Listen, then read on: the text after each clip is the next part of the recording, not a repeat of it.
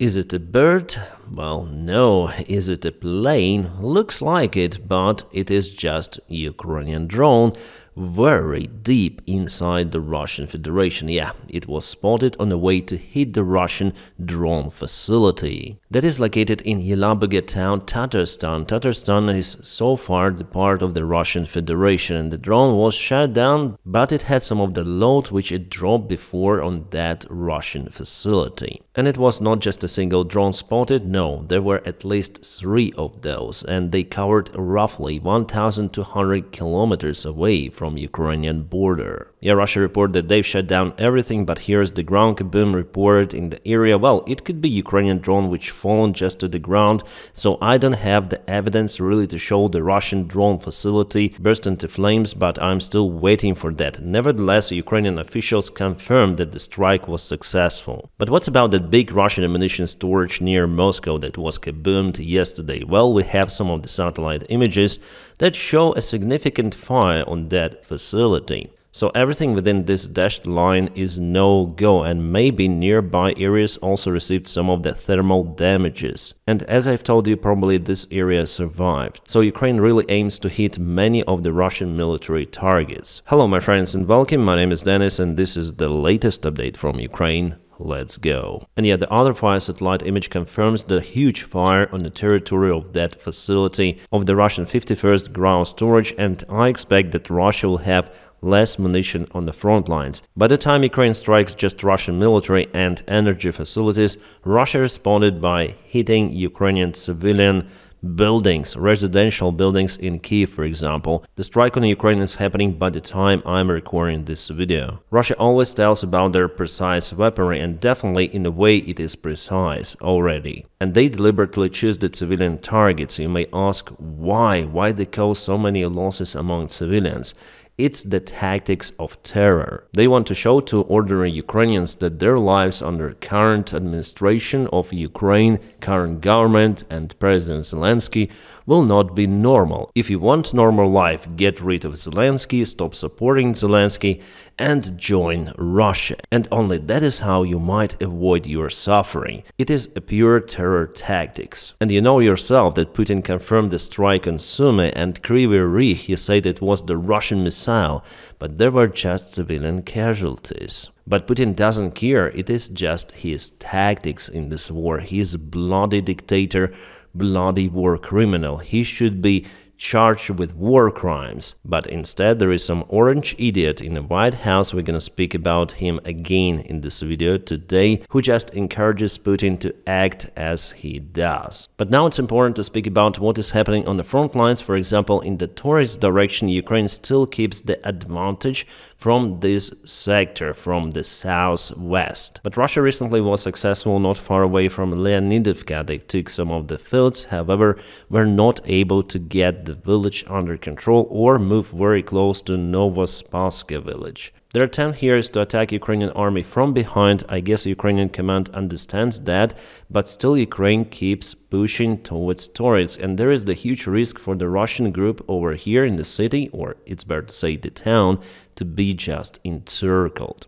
And the deep state military map gives us the same picture in this area, so Russia went attacking through those fields, and unfortunately, yeah, they took those under control. However, still Leonidovka is under Ukrainian control, and Russians are still struggling in general in Pokrov's direction, attacking with huge forces, but at the same time they have tremendous losses. Alright, for the last 24 hours, Russia attacked with their armored vehicles alongside this part of the front line. It is not that far away from Pokrov's direction, but here Ukraine keeps the advantage. However, Russia propels forward in this area, and their goal, as some rumors say, is to advance to the border of Dnipropetrovsk Oblast till 9th of May.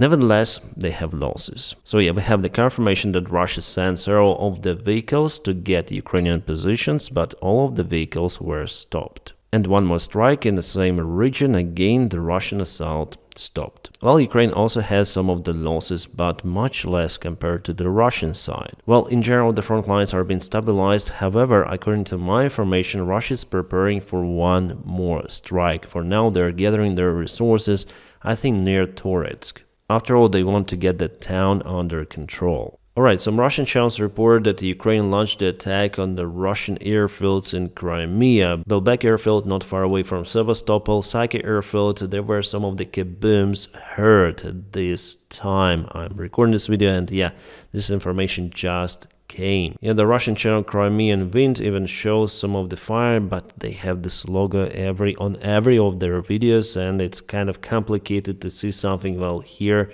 is the tiny little part. My friends, here I want to share my thanks to the Patreon supporters, and if you want to support the job that I do here on YouTube, you're also very welcome to join me on Patreon. The link for my page is available in the video description right below. Thank you so much for maintaining my motivation here, producing content almost every day. You probably heard what happened to London negotiations about Ukrainian topic. Simply they failed, then Rubio withdrew from those. And yeah, there were some of the meetings. Keith Kellogg attended that, but Keith Kellogg is not a decisive figure.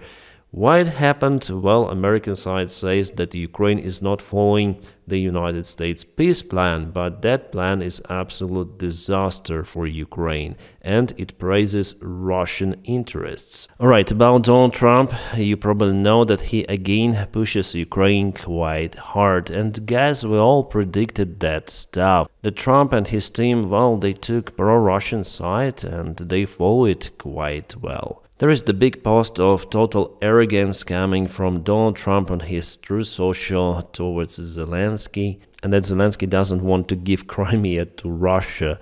Oh my god, guys, we live in total parallel reality, and the United States actually insist for Ukraine to give up its own sovereign territory. Yeah, we know that it's been occupied, but from the international law, from Ukrainian law, it's clearly a violation to recognize this occupation, and we honestly do not care what the United States might do with Donald Trump, whether Donald Trump may recognize Crimea as the Russian one.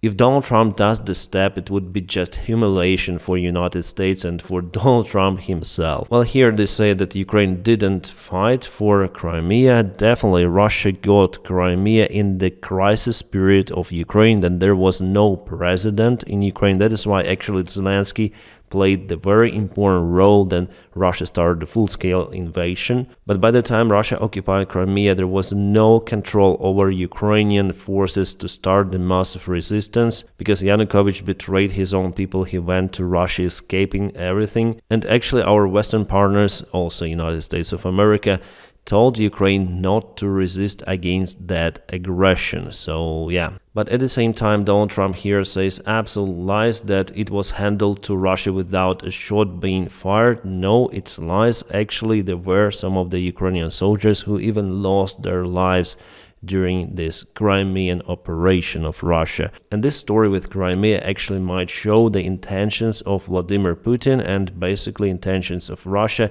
If you do not resist, Russia will take more territories. So Ukraine didn't resist here a lot, and that's why Russia started the occupation of Donbas, supplying weaponry to pro-Russian separatists and also sending their own forces to Donbas, including the general commander Strelkov of those self-proclaimed armies. And Strelkov is the Russian citizen who was working for FSB, and he was the defense minister of DPR. And guys, honestly, it's hard to comment those issues. I think that Donald Trump is really a sick person. He is dragging United States to some sort of the dictatorship, because Russia and North Korea only recognize the occupation of Crimea, and Donald Trump wants to join that company. So what's the idea of Donald Trump's new negotiation policy? Well, basically to blame Ukraine, putting the conditions which Ukraine cannot implement in real life, like, for example, recognition of Crimea as the Russian territory. It's absolutely no-go for any sort of the president, any sort of the government of Ukraine. Plus, according to the information coming from the main media sources, Donald Trump is also looking to lift the sanctions on Russia, encouraging Putin to do the same stuff which he does in Ukraine. Basically, this full-scale war attacking Ukrainian civilian infrastructure. So Putin understands that Russia will not pay reparations, there will be lifted sanctions from Russia,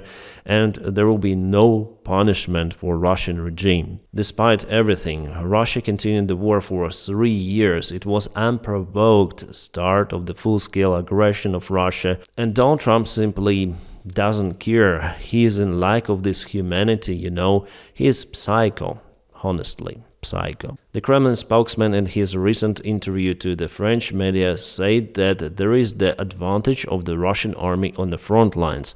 Well, partially it is like that. Russia has more resources compared to Ukrainian side, so potentially they might attack and take the ground more compared to Ukraine, but at the same time, the way how Russia moves on the front lines, well, they're just struggling. Nevertheless, Peskov said that Russia is looking to reach the goals of the special military operation, and they gonna do it in two of the ways, either diplomatic or military. So Russia is also looking for continuing the war, and they use Donald Trump and his stupid ideas just to cause Ukraine to capitulate, and the recognition of Crimea, at least the occupied territory of Ukraine, as the Russian one is nothing less than capitulation. And yeah, he also mentioned Kherson, Zaporizhia, Luhansk and Donetsk Oblast, that those should be also Russian ones fully, so even the territories which are still controlled by Ukraine, Zaporizhia city, Kherson city, from which Russia was running out very fast, everything of that should be occupied by Russia. But believe me, Russia will not stop out there. They will need many more Ukrainian territories. They don't need Crimea, actually. They need to put the puppet government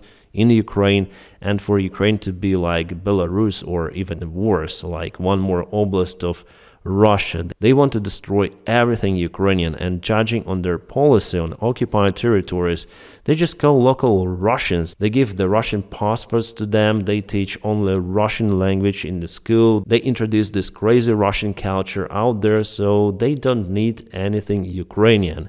Ukraine should not exist for Putin. The Ukrainian language for him is just a dialect of the Russian one, and Putin says that Nazi stuff all the time in his interviews. So guys, what is it gonna be? I've told you many of the times that Donald Trump's administration is looking to abandon Ukraine fully. Their next goal is actually to cut the military support and intelligence data support for Ukraine, to cause Ukraine basically to capitulate in a military way. They want Russia to have advantage over Ukrainian army, and for Ukraine, you know, to beg for those negotiations, to give up the huge part of its territory for Russians, but even in that case, Russia would not stop. Yeah, kind of the strange policy from Donald Trump that would cause many more life losses in Ukraine, but we have what we have. They're looking for a scenario to leave Ukraine on Europe and on itself, but in the coming years, I would say,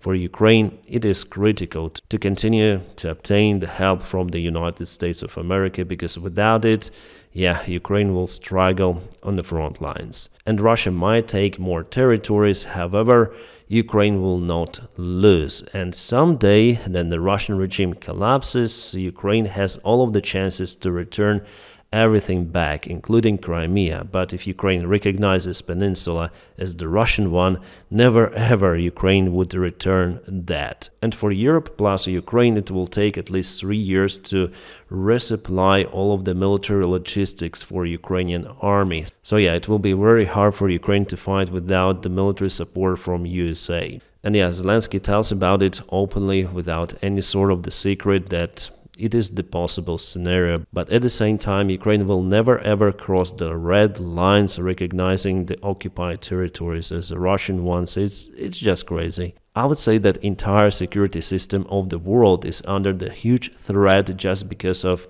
single person, Donald Trump. Also, the world economy is under the threat. That idiot in the White House with the face the color the same as my t-shirt is moving us to unstable world with lots of the military conflicts and unstable economy. Well, hopefully there will be still some perspective after 3.5 years for the future president not to be that buffoon, so American society will re-elect obviously the other leader. On his recent press conference, Donald Trump stated that he's sure about Russia's position, that they're ready to negotiate, but he sees the resistance from President Zelensky. My friends, Zelensky and Ukraine supported all of the initiatives coming from the United States of America. 1 month ago, there was initiative for the 30-day ceasefire, unconditional ceasefire. Ukraine agreed on that. And now they want Ukraine to recognize Crimea as a Russian one. For that, Ukraine will never ever agree. It is unconstitutional. Yeah, I think Donald Trump looks kind of strange, kind of different today with those bags under his eyes. Is everything alright with him? Because, recent images show that he is not in good or best condition. Yeah, probably the biggest fan of Donald Trump is Dmitry Medvedev. He writes, Kyiv's refusal to recognize Crimea as Russian harms negotiations to resolve the conflict, Trump says.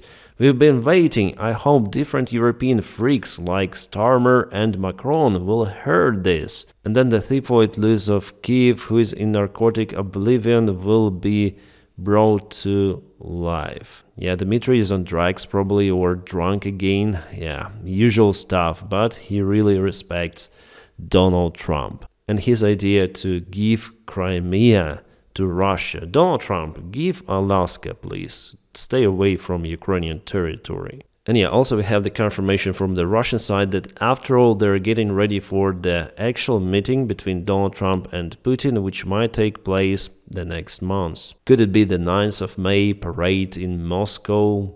It would be just humiliation for USA, like the deepest ever humiliation. And you know what? One more idiot, Steve Witkoff, is going to Russian Federation again. His airplane, as many say, is on the way from Paris to Moscow, where he'll meet probably even with President, should I call him a president, Vladimir Putin, Russian dictator. Witkoff just spreads the Russian propaganda and he believes all of the Russian narratives and he convinces Donald Trump to follow the Russian strategy. So basically Donald Trump, White House administration, everyone out there is being played by Vladimir Putin and his ex-KGB elite. Yeah, I guess as you see, not so good news today, but I expected it to happen. I think you too, if you watch my videos. We do not expect anything good from the current White House administration and Donald Trump. Everything will just deteriorate. Security, economy, relations with allies, and dictators may use this time to rise and actually to reach their goals in Europe, in Asia, elsewhere. But you might have your own opinion, so please share it in the comment section just below. Sometimes I read the comments, especially if you comment right away after watching this video. Plus guys, I rely on your subscriptions, on your likes, so please do it. Press the like and subscribe for the channel. By doing so, you just put this video to recommendation for YouTube. It starts to share it elsewhere, which is also for the cause that I want to spread using my channel. And guys, if you want to support my job, you are very welcome also to join me on Patreon. My friends, you're awesome. I wish you all a peaceful sky wherever you are and have a great time.